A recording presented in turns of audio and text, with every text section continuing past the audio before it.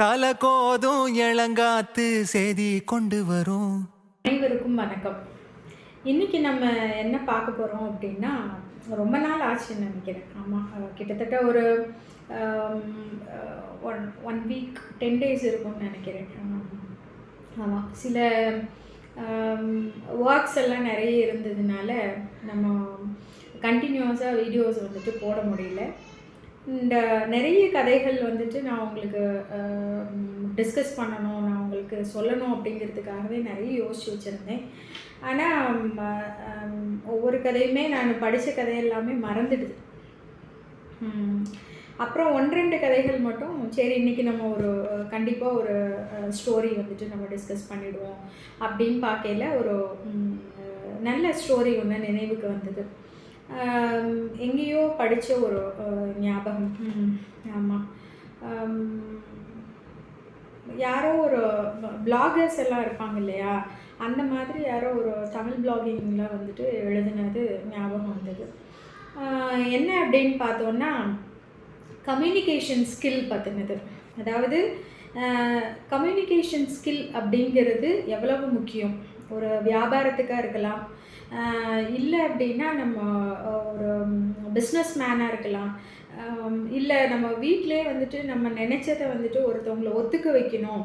ஒரு டெசிஷன், நம்ம ஒரு ஸ்ட்ராங்கான டெசிஷனில் இருக்கிறோம், அதை வந்துட்டு மற்றவங்களும் ஏற்றுக்கணும். அப்படிங்கிறப்போ கம்யூனிகேஷன் ஸ்கில் வந்துட்டு எவ்வளோ முக்கியமான ஒரு விஷயமா இருக்குது அப்படிங்கிறதுக்கான ஒரு மிகப்பெரிய எடுத்துக்காட்டு தான் வந்துட்டு இந்த ஸ்டோரி. இதில் என்ன அப்படின்னு பார்த்தோன்னா, ஒரு இந்திய இளைஞன், மிகவும் திறமை வாய்ந்த ஒரு இந்திய இளைஞன் என்ன பண்ணுறாரு, கனடாவுக்கு வந்துட்டு போயிடுறாரு. கனடாவில் ஒரு வாங்கோவேர் அப்படிங்கிற ஒரு நகரத்தில் ஒரு சூப்பர் மார்க்கெட், அந்த சூப்பர் மார்க்கெட்டில் வந்துட்டு வேலைக்கு சேர்றாரு. அப்போ அந்த முதலாளி வந்துட்டு இன்டர்வியூலாம் நடக்கும் இல்லையா, ஒரு ஆளை நம்ம வேலைக்கு எடுக்கையில் என்னெல்லாம் வந்துட்டு உங்களுக்கு தெரியும் அந்த மாதிரிலாம் வந்துட்டு கேட்குறாங்க. இவரோட இந்த இளைஞனோட அப்ரோச்சே வந்துட்டு கொஞ்சம் டிஃப்ரெண்ட்டாக இருக்கவே அவர் என்ன செய்கிறாரு, இம்ப்ரெஸ் ஆகிடுறாரு ஃபஸ்ட்லே அந்த முதலாளி. ஓகே, இந்த பையன்கிட்ட ஏதோ ஒரு என்னமோ ஒன்று இருக்குது, அது வந்துட்டு அவனை வேலைக்கு அமர்த்துறதுக்கு அது ஒரு தூண்டுற மாதிரியான ஒரு விஷயமா இருக்குது. அப்போ என்ன பண்ணுறாரு, உனக்கு முன் அனுபவம் இருக்குதா அப்படின்னு கேட்குறாரு. அந்த பையன், இல்லை சார், எனக்கு வந்துட்டு ஏற்கனவே நான் இந்த மாதிரி விற்பனையாளராக வந்துட்டு ஒர்க் பண்ணியிருக்கிறேன் இந்தியாவில் இருக்கையில், எனக்கு முன் அனுபவம் இருக்குது, அதனால் நீங்கள் எனக்கு இந்த வேலையை கொடுங்க அப்படின்ற மாதிரி சொல்கிறாரு.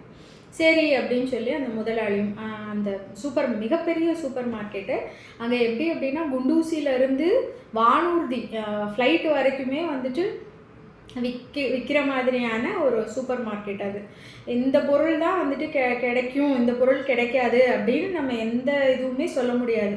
A to Z எல்லாமே வந்துட்டு அங்கே கிடைக்கும், அப்படியான ஒரு சூப்பர் மார்க்கெட் அது. அப்போது அங்கே வேலைக்கு அமர்த்திடுறாரு. முதல் நாள் பணி வந்துட்டு ஸ்டார்ட் பண்ணுறாரு அவர். அப்போது ஈவினிங் வந்துட்டு சம்பளம் கொடுப்பாங்க இல்லையா, அப்போ வந்துட்டு அவங்க அந்த முதலாளி வந்துட்டு கூப்பிட்டு கேட்குற, அப்படி தம்பி நீ இன்னைக்கு இந்த புதுசாக சேர்ந்த பையனை கூப்பிட்டு, தம்பி நீ இன்னைக்கு எத்தனை பேருக்கு வந்துட்டு விற்பனை பண்ணினேன் அப்படின்னு சொல்லி கேட்கல, நான் ஒரே ஒரு ஆளுக்கு தான் வந்துட்டு விற்பனை பண்ணினேன் அப்படின்னு சொன்ன உடனே இவர் முதலாளி வந்துட்டு ரொம்ப யோசிக்கிறாரு. ஆஹா, நம்ம வந்துட்டு ஒரு தவறான ஒரு டெசிஷன் எடுத்துட்டோமோ இங்கே. அப்போ ரொம்ப கோவத்தில் வந்துட்டு சொல்கிறாரு, தம்பி இந்த மாதிரி இங்கே நம்ம சூப்பர் மார்க்கெட்டில் வந்துட்டு ஒரு விற்பனையாளர் வந்துட்டு 20 பேரையாவது வந்துட்டு 20 பேர்கிட்டையாவது பொருளை விற்றுருக்கணும்.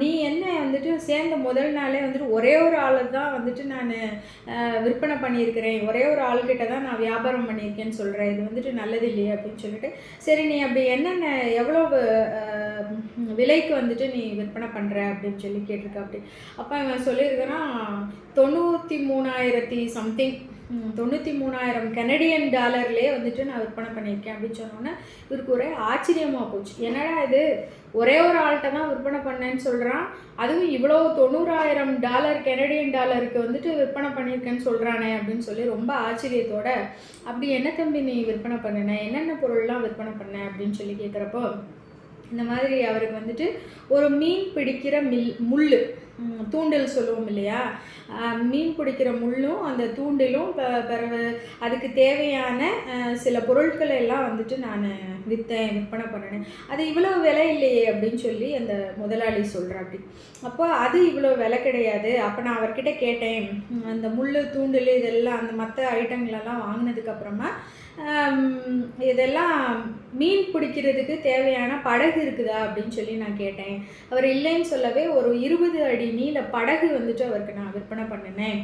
அந்த படகை கொண்டு போகிறதுக்கு உங்ககிட்ட கார் இருக்குதா, பெரிய கார்? ஏன்னா படகே வந்துட்டு 20 அடி நீளம் இல்லையா, அப்போ அதை கொண்டு போகிறதுக்கு உங்ககிட்ட கார் இருக்குதா அப்படின்னு கேட்டேன். என்கிட்ட கார் இல்லைன்னு சொல்லவே ஒரு பெரிய உயர் ரக காரையும் வந்துட்டு நான் அவருக்கு விற்பனை பண்ணிட்டேன் அப்படின்னு சொல்லி சொல்கிறாப்படி. அப்போ இவர் முதலாளிக்கு ஆச்சரியம், பயங்கரமான ஆச்சரியம். என்னடா அது இவ்வளவு சேல்ஸ் பண்ணியிருக்கானே அப்படின்னு சொல்லிட்டு.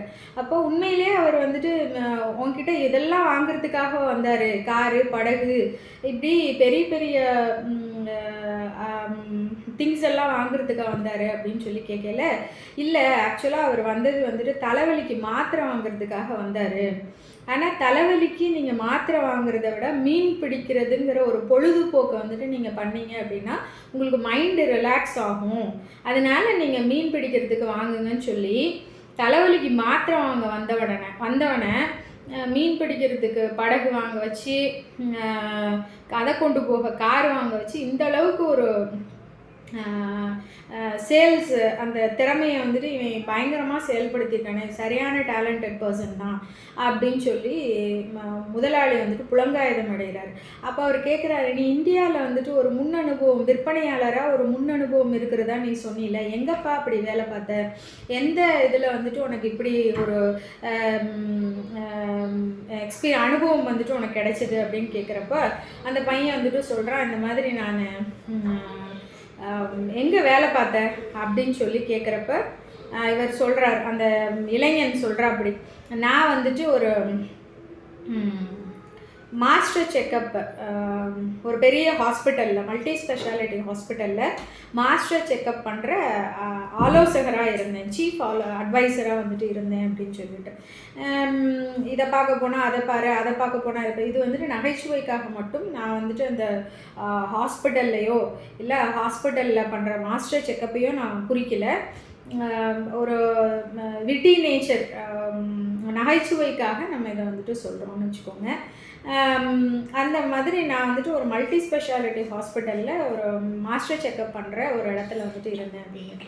உடனே இந்த முதலாளி அவர் சீட்டை விட்டு எந்திரிச்சிட்டார். அந்த முதலாளி பாஸ் சேர் இருக்கும் இல்லையா, பாஸ் சேரை விட்டு எந்திரிச்சு, தம்பி நீங்கள் வா, இங்கே வந்து உட்காரு, நான் இந்தியா போய் அங்கே நீ வேலை பார்த்த இடத்துல ட்ரைனிங் எடுத்துகிட்டு நான் வரேன் அப்படின்னு சொல்லி சொல்கிறேன். அப்படி இதுதான் வந்துட்டு ஒரு கம்யூனிகேஷன் ஸ்கில்.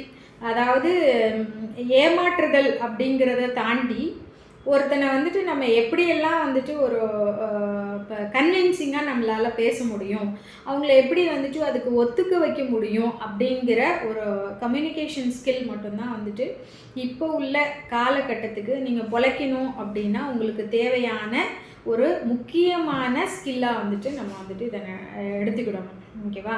அடுத்தவர்களை ஏமாற்றாத, அடுத்தவர்களை பாதிக்காத, உங்களுக்கு இதில் வந்துட்டு என்ன உண்மையான ஒரு உண்மையிலே அவங்களுக்கு என்ன தேவை, அவங்களுக்கு மருந்து மாத்திரை தான் தேவையா, இல்லை வேறு மாதிரியான ஒரு வேறு மாதிரி, இப்போ ஃபார் எக்ஸாம்பிள் நம்ம ஒரு டாக்டர்கிட்டே போகிறோன்னு வச்சுக்கோங்களேன், நீ இந்த மாத்திரை சாப்பிட அந்த மாத்திரை சாப்பிட அப்படின்னு சொல்லிட்டு ஒரு பெரிய ஒரு 100 மாத்திரைகள் இல்லை 3 வேளைக்கு வந்துட்டு 5 மாத்திரையாக சாப்பிடு அப்படின்னு சொல்கிறத தாண்டி ஒரு ஸ்ட்ரெஸ் ரிலீஃபுக்கு நீங்கள் என்ன பண்ணணும், உங்களோட லைஃப் ஸ்டைல் வந்துட்டு எப்படி சேஞ்ச் பண்ணணும், ஒரு ஃபுட் ஸ்டைல் வந்துட்டு உங்களுக்கு என்ன சேஞ்ச் பண்ணணும் அப்படிங்கிறது வந்துட்டு நீங்கள் அந்த மாதிரியான வாழ்க்கையில் உண்மையிலே அவங்களுக்கு உள்ள நோய்களோ இல்லை ஏதாவது ஒன்று குணமாகணும் அப்படின்னா நம்ம எண்ணத்தை மாற்றிக்கலாம் அப்படிங்கிறது முதல்ல வந்துட்டு நான் எவ்ரி வீடியோவில் நான் சொல்கிறது என்ன அப்படின்னா, எண்ணங்களை மாற்றினாலே வந்துட்டு நம்ம வாழ்க்கை மாறும் அப்படிங்கிறது மட்டும்தான். நம்மக்கிட்ட காசு இருக்குது அப்படின்னாலும் காசு இருக்கிறவங்களும் கஷ்டத்தை அனுபவிக்க தான் செய்கிறாங்க, காசு இல்லாதவங்களும் கஷ்டத்தை அனுபவிக்க தான் செய்கிறாங்க. எல்லாமே வந்துட்டு மனசு தான் காரணம். நான் சந்தோஷமாக இருக்கிறேன் அப்படிங்கிறத எவன் நினச்சாலும் தடுக்க முடியாது. நான் சந்தோஷமாக இல்லை அப்படிங்கிறதையும் எவன் நினச்சாலும் என்னை வந்துட்டு மகிழ்ச்சிப்படுத்த முடியாது.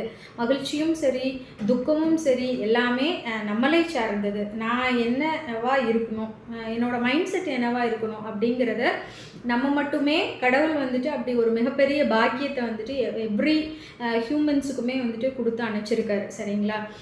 அதனால நம்ம கம்யூனிகேஷன் ஸ்கில் அப்படிங்கிறது வந்துட்டு மிகப்பெரிய ஆயுதம் நமக்கு. அப்போ கம்யூனிகேஷன் ஸ்கில் அப்படிங்கிறது இப்படி கூட நம்ம சொல்லலாம், வாயில் வடை சுடணும் அப்படிங்கிறது. அப்போது வாயில் வடை சுடுறது அப்படிங்கிறது ரொம்ப ஒரு காமனாக வந்துட்டு எல்லோரும் ஒரு நகைச்சுவைக்காக ஒரு ஃபன்னியாக வந்துட்டு பயன்படுத்துகிற ஒரு வாக்கியம்னு வச்சுக்கோங்களேன். ஆனால் வாயில் வடை சுட்டு விற்கிறவங்கள்லாம் இருக்கிறாங்க, அப்படி தானே? சொல்கிறது ஒன்றா இருக்கும், நடக்கிறது ஒன்றா இருக்கும். ஆனால் நம்ம வந்துட்டு என்ன பண்ணுறோம் அப்படின்னா, நம்ம பிழைக்கிறதுக்கு நம்ம என்ன சொல்லணுமோ விசுவாசத்தோடையும் ஒரு லாயல்ட்டியோடையும் ஒரு ஹானஸ்டியோடையும் நீங்கள் ஒரு விஷயத்தை வந்துட்டு அடுத்தவங்களுக்கு சொல்லலை, அந்த விஷயம் வந்துட்டு உண்மையாக இருக்குது அப்படிங்கிற பட்சத்தில் அது நிச்சயமாக உங்களுக்கு ஒரு பெனிஃபிட்டை வந்துட்டு கொண்டு வந்து கொடுக்கும் அப்படிங்கிறது தான். நமக்கு வந்துட்டு உண்மை அப்படிங்கிறது ரொம்ப முக்கியமான விஷயம், நேர்மை அப்படிங்கிறது முக்கியமான விஷயம். இன்றைக்கி நீங்கள் ஒருத்தவங்களை ஏமாத்துறீங்க அப்படின்னா நாளைக்கு நீங்கள் பல பேரால் ஏமாற்றப்படுவீர்கள். இன்னொன்று என்ன அப்படின்னா, ஃபார் எக்ஸாம்பிள் வந்துட்டு நான் அடிக்கடி இந்த விஷயங்கள் வந்துட்டு நான் என்னோடய பர்சனல் எக்ஸ்பீரியன்ஸே வந்துட்டு நான் நிறைய சொல்லுவேன். என்ன அப்படின்னா, நம்ம வந்துட்டு ஒருத்தருக்கு உதவுறோம் அப்படின்னா அவங்களே நமக்கு வந்துட்டு திருப்ப உதவணும் அப்படிங்கிறது அவசியம் கிடையாது. இந்த உலகத்தில் எத்தனையோ கோடி மனிதர்கள் இருக்கிறாங்க. நான் ஒருத்தருக்கு மனமாற செய்த உதவி வந்துட்டு முகம் தெரியாத பல மனிதர்கள் எனக்கு அந்த உதவிகளை வந்துட்டு செய்யக்கூடும். நான் வந்துட்டு ஒரு ஊரில் இருக்கிறேன், எனக்கு வந்துட்டு அந்த ஊரில் யாரையுமே எனக்கு தெரியல, நான் ஒரு புது இடத்துக்கு போகிறேன், அந்த இடத்துல எனக்கு ஒரு ஹெல்ப் தேவைப்படும் அப்படின்னா அந்த எனக்கு உதவி செய்யக்கூடிய மனிதர் வந்துட்டு கடவுளாக என்ன அப்படின்னு பார்த்தீங்கன்னா தட் இஸ் கம்யூனிகேஷன் ஸ்கில். ஓகேவா? அதை டெவலப் பண்ணுறதுக்கு நம்ம என்னென்னலாம் பண்ணணும் அப்படிங்கிறது தான் வந்துட்டு இந்த கதை வந்துட்டு நமக்கு சொல்கிற முக்கியமான மாரல் ஆஃப் த ஸ்டோரி.